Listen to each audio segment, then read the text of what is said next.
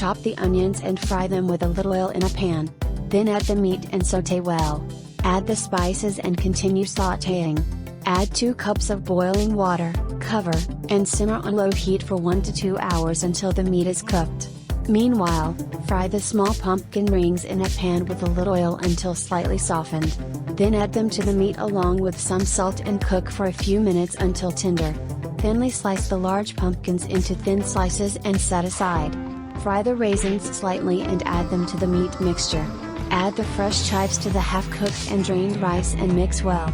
Grease the bottom and sides of a pot and place the pumpkin slices on the bottom and sides of the pot. Then layer the rice and meat mixture alternately, sprinkling some steeped saffron on top. Flip the pumpkin edges over the rice and cook over low heat for 45 minutes until fully cooked. Finally, transfer the pot to a serving dish and garnish with raisins and fried pumpkins. Enjoy your meal!